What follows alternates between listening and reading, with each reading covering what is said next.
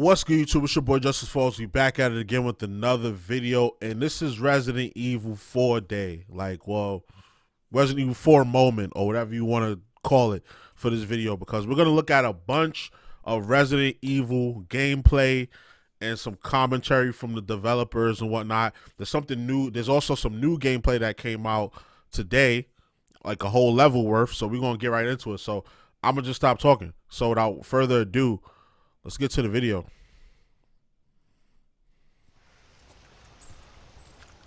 In 2005, Resident Evil 4 changed the face of survival horror. Indeed, the game's phenomenal blend of action and horror, combined with its revolutionary over-the-shoulder gameplay, cemented it as a bona fide classic.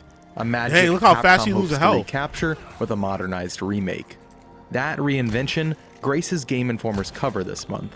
We visited Capcom's headquarters in Osaka, Japan, to play Chapter 1 and 5 of Resident Evil 4 and speak to its principal designers, including directors Yasuhiro Ampo and Kazunori Kodoi, who previously led the Resident Evil 2 remake. Viewers can also look forward to never-before-seen gameplay and a new rapid-fire interview. Beginning today, Digital Magazine subscribers can read 12 pages sharing new details on the opening section, breakdowns of Ashley's gameplay and other tweaks, plus impressions of the church, cemetery, and house battle segments. I used to be to keep up with subscribed all of our coverage, bookmark GameInformer.com/Resident Evil 4 and subscribe to our YouTube channel.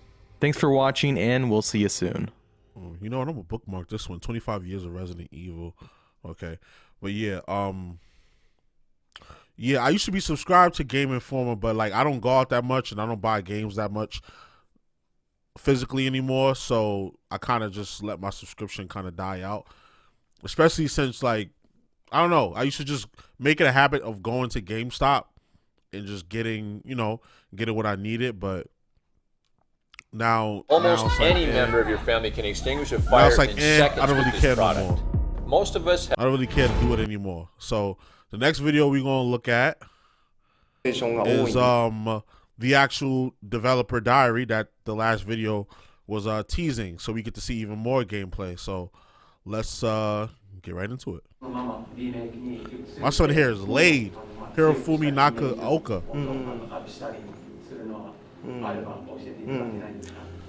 Biohazard 4のアートの特 If 徴 you と don't い know, う it's の called が Biohazard キ in ャラクター Japan.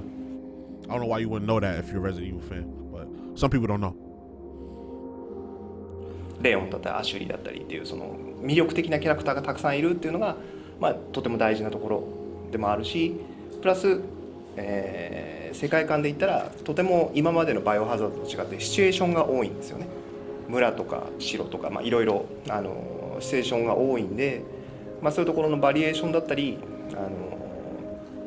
幅みたいなものを持ってたんで、そこの幅を減らさずに進めていきたいなと、同じような絵にならないようにちゃんとそれぞれのキャラクターを魅力を出してあげたいなっていうのが最初に思ってました。もちろん、一番好きなのはレオンですね。やっぱり自分もオリジナルを普通に学生の時に遊んで楽しんでた身なので。That's crazy, isn't it? You go from a kid playing a game that you admire to damn near 20 years later, you're now working on the remake to that exact game. That's mind blowing right there to me. 主人公のレオンが、もちろんかっこよくて好きだし魅力的な主人公だと思うんで、プラス敵で言うなら、チェーンソーかなっていうのが大きいですね。Yeah, he's wild. He wild. For me, it's him and the big golem dude with the thing coming out of his neck. 今回その I like that リメイクでもチェーンソーが出るってなった時に、今回のチェーンソーどうしようかなっていうのを考えて、で、いろいろデザインの段階でいろいろ書いたんですよね。ディレクターとかと話してる時に、なんでしょうね、もっとムキムキにしたりとか2メートルでかくしたりとか、なんか長いコートを着せたりして、なんかいろんなタイプのチェーンソーを書いてみたんですけど、なんですかね、なんか違うなっていうのがあって、で、改めて原作やったりとか、チェーンソー自体をちゃんと見てたら、チェーンソーの魅力ってやっぱりなんですかね、普通なんですよ。普通の人が麻袋をかぶってチェーンソーを持ってるっていうのがやっぱホラーなんですよ。これが怖い。これが意外とやっぱり Yeah, cause like what's under there? Like how like is his face mangled? That's why he put a bag over his head. Did he get hung when he died with a sack over his head, and now he's up and he's ready to get he's an angry, vengeful zombie spirit, and he wanted to pick, and he's like competent enough to pick up a chainsaw and so he could rip through people. Like, you know, I don't know. It's interesting. It just looking at this character, it makes you ask a lot of questions. I like character designs like that. ムキムキだったりとかクリーチャーなやつがチェーンソーを持っててもそれはもう化け物なんですよね。怖くないんですよ。あくまで普通に理性のありそうな人間がチェーンソー、麻袋を持ってかぶってチェーンソーを持ってるっていうのがそれが怖いっていうのにやっぱり落ち着いたんで、結局首から下は実はガナードと一緒なんですよ。首から上の麻袋とチェーンソーだけがあいつにとって特別で、でもそれが逆に言ったら守らなきゃいけないリメイクオリジナルのバイオ4の良さだったり、その敵キャラクターとしての良さだったりします。なんで今回もそういうところは守ってるけどあれですね、でもグラフィックが進化した分はだいぶ入れさせてもらってて、服の質感とかあと麻袋から覗く目とかもよければじっくり見てもらえたらいいかなと思います。Oh, we will. We will.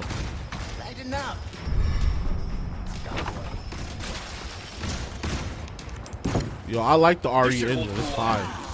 I like the RE engine, man. Every game I've played with the RE engine has been dope.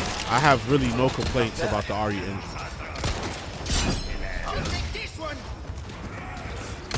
It looks dope. It plays dope. The animations are dope. I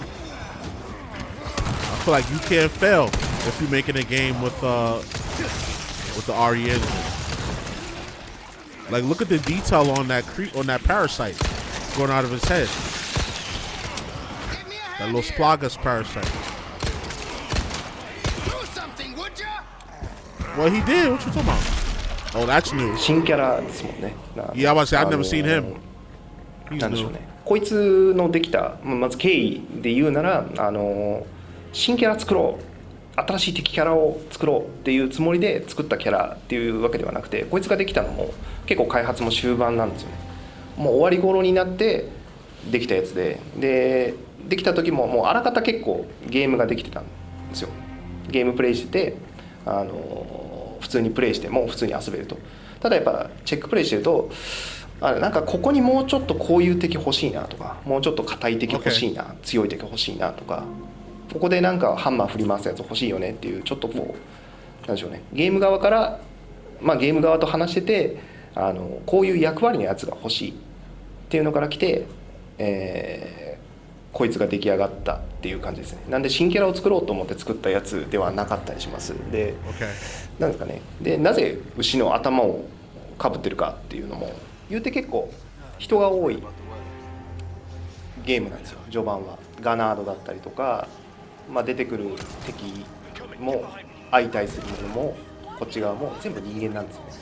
っていうのもあるんでもうちょっとクリーチャーなホラーが欲しいっていうのと、あと今回そのイルミナス教官とか、そういうなんですかね、邪教徒の怖さ、ロスイルミナドス教団とかのその敵のちょっと宗教的なホラーのモチーフをもう少し入れたいっていう話があったんで、そういうところで、そういうのを入れるのはどうだろうっていうので、牛の頭とか鹿の頭とかよくバイオでは切り取って飾ってたりするんですよね。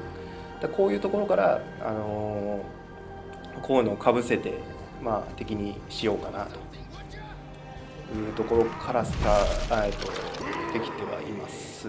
でも普通のゲームだったら牛の頭をした敵ってなんでしょうね、ミノタウロスというか牛の頭をしたクリーチャーになっちゃうと思うんですけど、Yeah, that's a common video game trope to have like a character with an animal's head, with the animal's hide or animal's head over its own head. Usually you see pigs, cow, deer, even horses. My question with this character would be, and I think he kind of touched on it a little bit, but didn't really go into it, is this character going to be like a stalker character, like a Mr. X or a Nemesis? Or are we only going to see it in the cabin part? Because he was like, certain parts of the game, we need a stronger enemy. So is that stronger enemy going to be this guy, and we finally get to defeat him at the end of the towards the end of the game? Or is it going to be new enemies throughout each section where they felt there should be a stronger enemy? That would be my question. 牛の死体の頭をかぶらされてる、もしくは意図的にかぶってる狂人っていう作ろうかなとしてますね。なんで実は一緒に戦っててもプレイヤーの方を牛の頭が向いたりとかもしないし、実は首だけ触れてるんですよね。プレイヤーの方見てないんですよ。牛の目もプレイヤーを見てないんです。それはなぜかって言ったら死体の頭をかぶってるからっていうのを結構大事にして作ってますね。だからあくまでミノタウロスにしちゃうとファンタジーになるけど、バイオハザードでの解釈はやっぱこれは牛の死体をかぶってる、おかしい人だ。You don't want to go too far out there with it. でウイルスで強くなっているっていうところのは大事にしてる。You kind of want to keep it grounded in humanity at least a little bit. To keep up with all of our coverage, bookmark GameInformer.com/Resident Evil 4 and subscribe to our YouTube channel. Thanks for watching, and we'll see you soon. Oh yeah, we gonna be back. We gonna be tapped in with IGN this month for sure. So next, this gameplay is for Chapter 5. There's a walkthrough. IGN got the exclusive. They paid that. They dropped that bag to get that exclusive. Shout out to them. So we're going to check out this gameplay right here. Let's get it.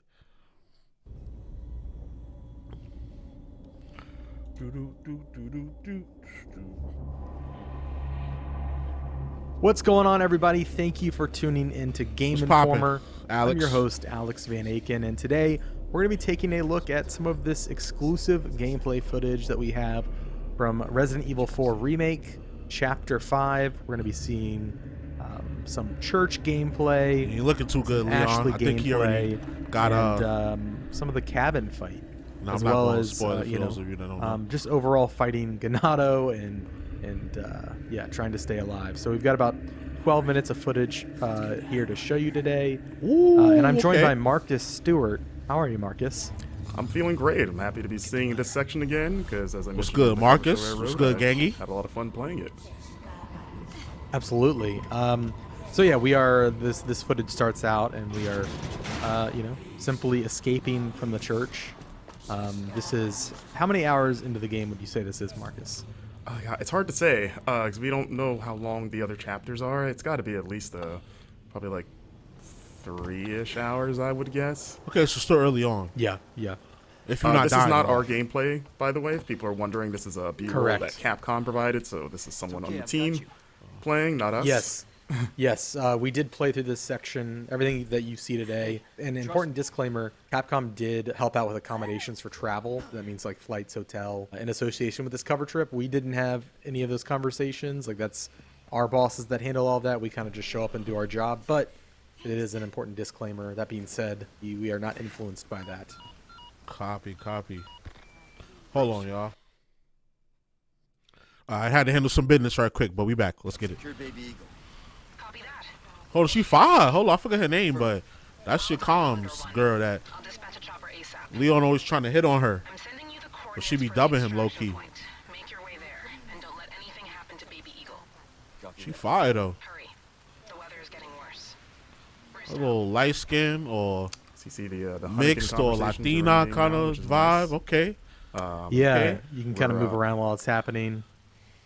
Yeah, nice shot of the map there. Going to the helicopter extraction point where nothing will go wrong, I'm sure. So yeah, in the beginning, when you I saw say light Leon skin, and I mean Ashley sort of just. When I say light skin, I mean black. Like whenever I say light skin, I mean black. Like a light-skinned woman, that automatically to me that goes to black woman, or talking about like, hey, or we need to mixed. get out of here. When I say mixed, fun mostly fact, I mean without spoiling, black and Latina. There's a little extra area in that upper deck that you can find if you don't want to just beeline it straight for that ladder. So keep an eye out up there. I found it on my playthrough. So yeah, we are making our way through here. Leon being a gentleman, moving that out the way because he's all big and strong. Spread out. Okay. Oh, Ingrid Hunnigan. Okay, Hunnigan. Yeah. Wow. Why couldn't I remember that? That Hunnigan. Yeah. Like, wow. And I had to look it up. This part yeah. was she fine. pretty fun to get through. I tried to get through it stealthily the first couple times. They made her look like Latino or black, like, or mixed in this one.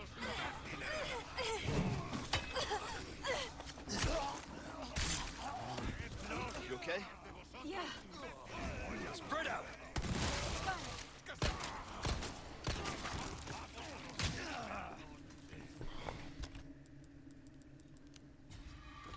This is the farmer's dog. Got that classic inventory management, classic Resident Evil inventory management. I dig it. So you're gonna notice there's gonna be a few jumps in the clips here. Again, that's a Capcom thing, so this isn't going to be a straight run through of the chapter. It's gonna jump around at points.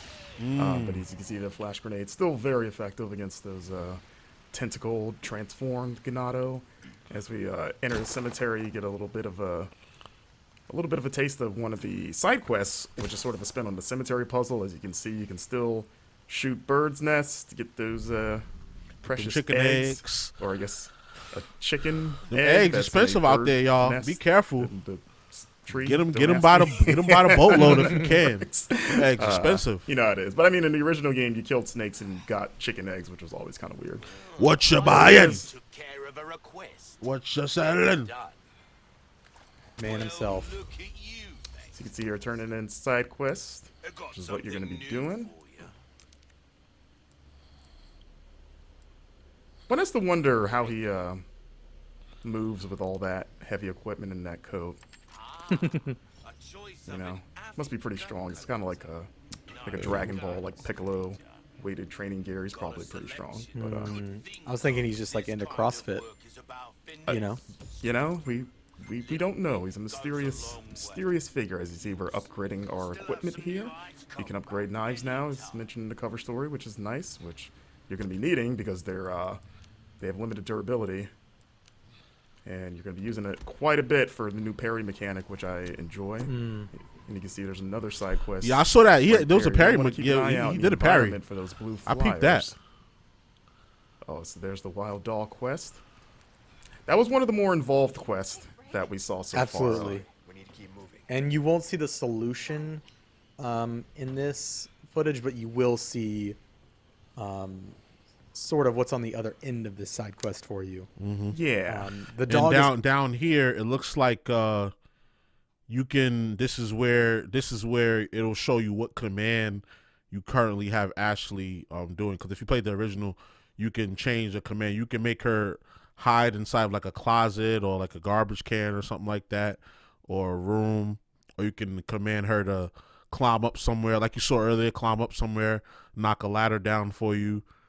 This must be the visual representation of that, and it must be four, like one here, one here, one here, and you could probably use the D-pad to control that. is hard to find. We are going to show the dog, but the way to find the dog will be, I guess, a little bit of a mystery. And also important to note, we turned left when we left that door.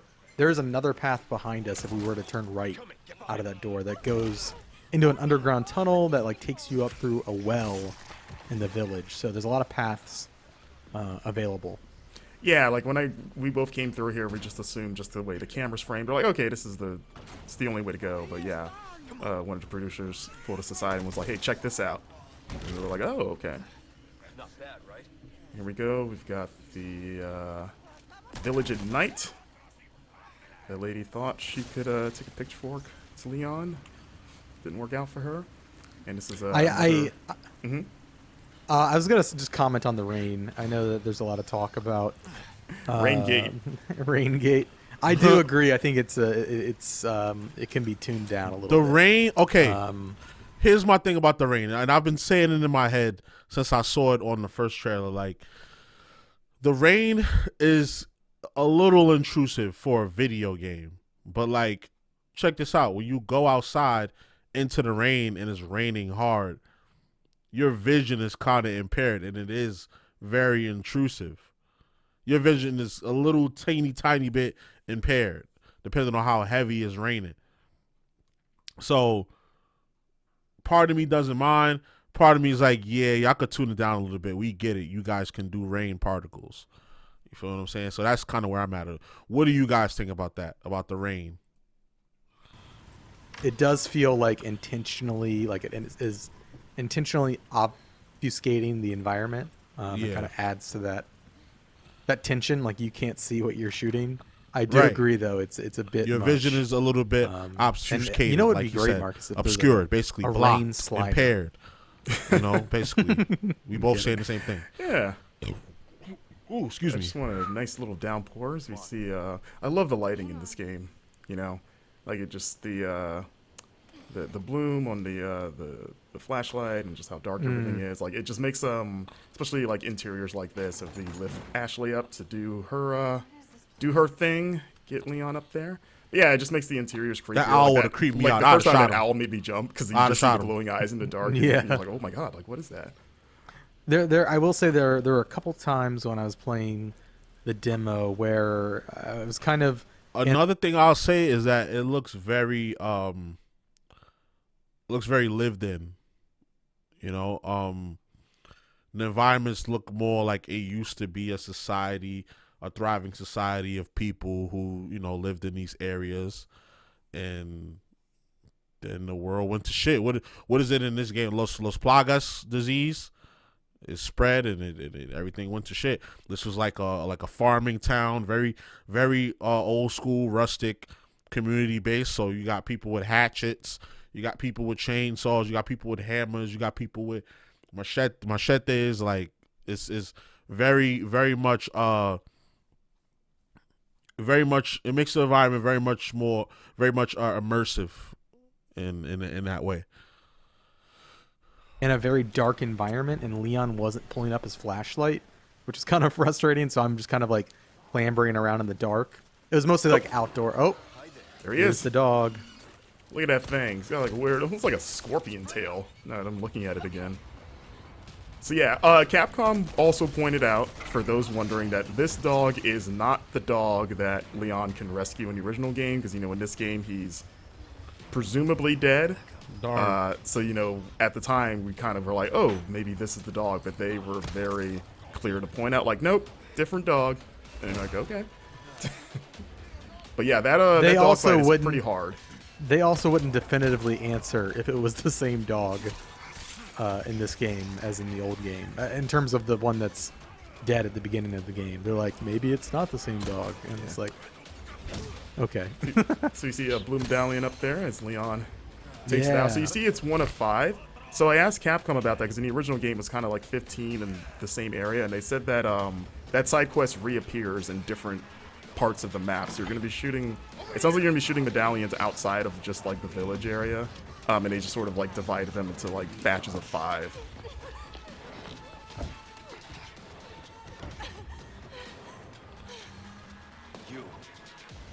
You. Hey, I see you found your missing senorita. Senorita has a name, Miss Ashley. You are? Who are you? What are you doing here? Very good questions, unfortunately. Hide, now.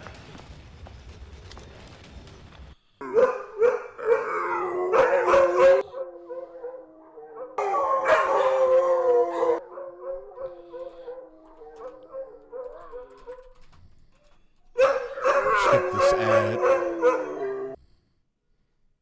Okay, it's game time.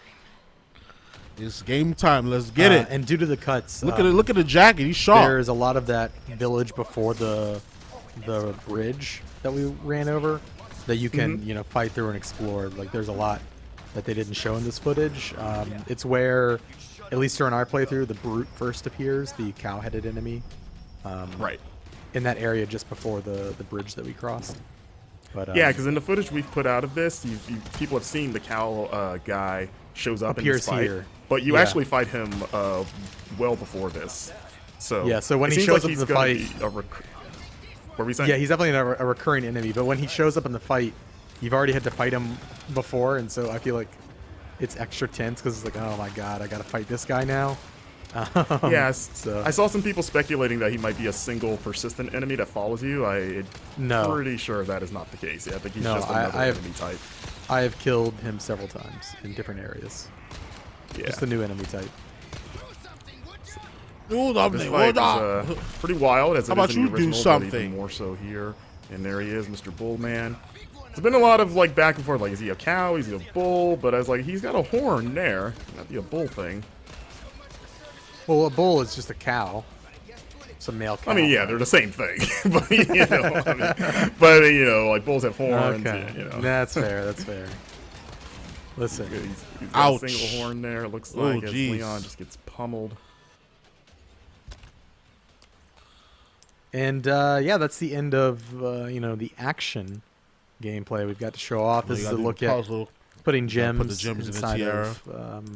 Of the mask. treasures to increase their value. Of course, if you different combinations of gems net you different bonuses.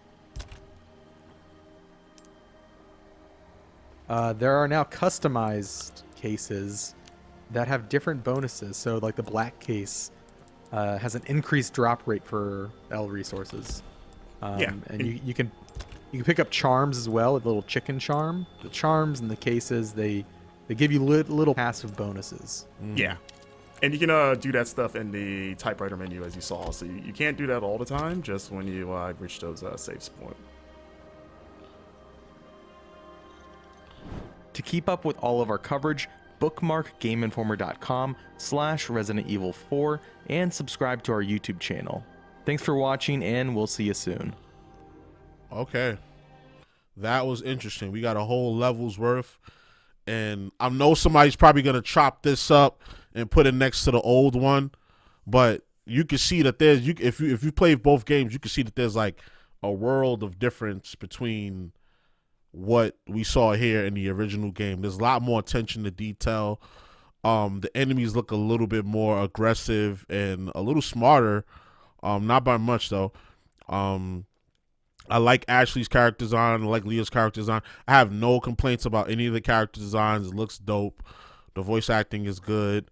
And as you can see what I was talking about down here, you can change the command that you give Ashley. He told Ashley to stay back here, or to get down, or stay in cover and stuff while he's shooting the enemies.